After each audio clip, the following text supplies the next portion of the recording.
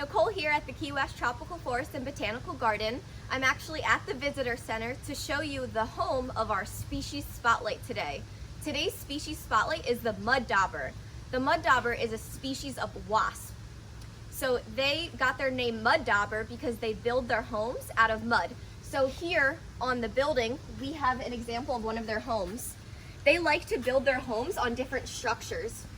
And you might be familiar with them because you might have seen them somewhere around you, because they are actually known to be in North America, South America, Central America, Europe, and Asia. So they are known all over the world. These species also like warm and wet climates because they need to make mud. So they need it to be a muddy area, not too dry. So that makes the Key West Tropical Forest and Botanical Garden a perfect place for this species to survive and thrive. As for their looks, they look like a traditional wasp. The only difference is they have what is called a threaded waist. So it's a very narrow, thin waist that connects the thorax and abdomen. And they have, traditional wasp colors like black and yellow, but they also have a metallic bluish color that shines and shimmers in the sunlight. And their wings can either be black or white. So as for their homes, what's unique about this species is they do not live in colonies like most insects, so they're pretty much alone from birth. So inside their home, they have what they call cells. So this home has 2 cells, 1, 2. And inside the cells, the female lays an egg and then leaves food.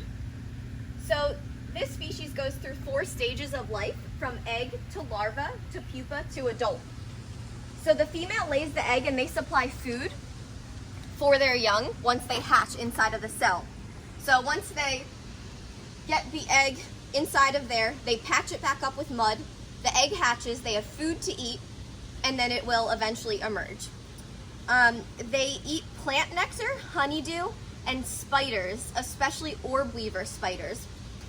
And something very special about this species is that they have the ability to trap and paralyze spiders, but keeps them alive.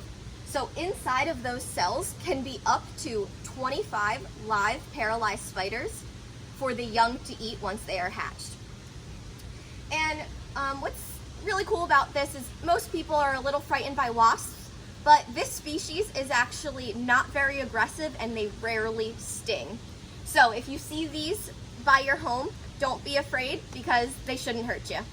Thanks for joining us for this week's Species Spotlight. See you next time.